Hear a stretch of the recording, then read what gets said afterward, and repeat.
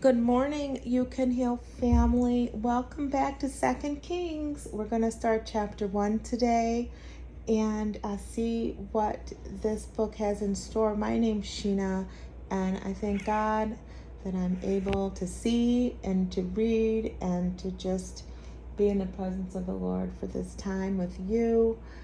So let's get to it. If you made it through all of First Kings, hats off to you. Is that the right saying? I'm proud of that because it was kind of a difficult chapter. There was a lot of gore and violence, and it's showing us what we shouldn't do. I was just looking at a comment from Coach Jessica, how this is how not to be disobedient, right? All these kings were so disobedient, and we don't want to be like that. We want to obey the word of the Lord. So let's read chapter 1 of 2 Kings and get started. It says, political situation under Ahaziah. After King Ahab's death, the nation of Moab declared its independence from Israel.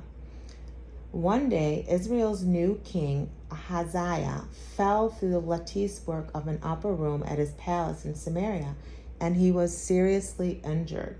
So he sent messengers to the temple of Baal-zebub, the god of Ekron, to ask whether he would recover.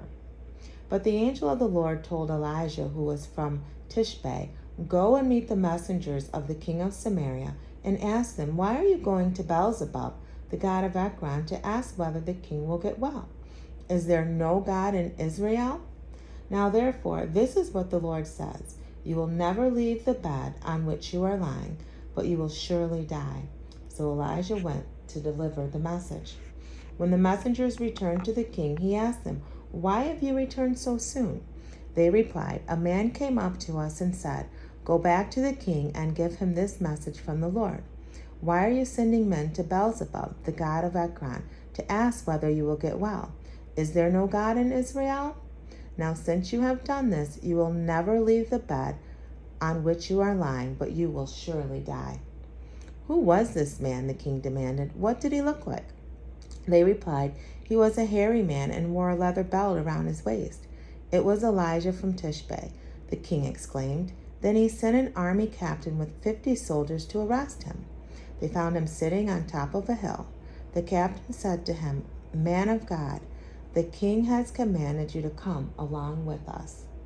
But Elijah replied to the captain, "If I am a man of God, let fire come down from heaven and destroy you and your 50 men." Then fire fell from heaven and killed them all. So the king sent another captain with 50 men. The captain said to him, "Man of God, the king says that you must come down right away." Elijah replied, "If I am a man of God, let fire come down from heaven and destroy you and your 50 men. And again, the fire of God fell from heaven and killed them all. Once more the king sent a captain with 50 men, but this time the captain fell to his knees before Elijah. He pleaded with him, "O man of God, please spare my life and the lives of these your 50 servants. See how the fire from heaven has destroyed the first 2 groups, but now please spare my life." Then the angel of the Lord said to Elijah, "Don't be afraid, go with him." So Elijah got up and went to the king. And Elijah said to the king, "This is what the Lord says. Why do you send messengers to Beelzebub, the god of Ekron, to ask whether you will get well? Is there no God in Israel? Now since you have done this, you will never leave the bed on which you are lying, but you will surely die." So Ahaziah died, just as the Lord had promised through Elijah. Since Ahaziah did not have a son to succeed him, his brother Joram became the next king. This took place in the 2nd year of the reign of Jehoram, son of Jehoshaphat, king of Judah. The rest of the events in Uzziah's reign are recorded in the book of the history of the kings of Israel. And that concludes chapter 1. Let's look at some of the commentary. The account of how Moab declared its independence is given by King Mesha in the Moabite stone. Mesha gives honor to the Moabite god Chemosh for his victory. Beelzebub in verse 2, a form of Baal worshipped at the Philistine city of Ekron. His name may imply he was the producer and controller of disease-bearing flies, or it may be a derisive play on the name Beelzebul, Baal the prince, or exalted prince.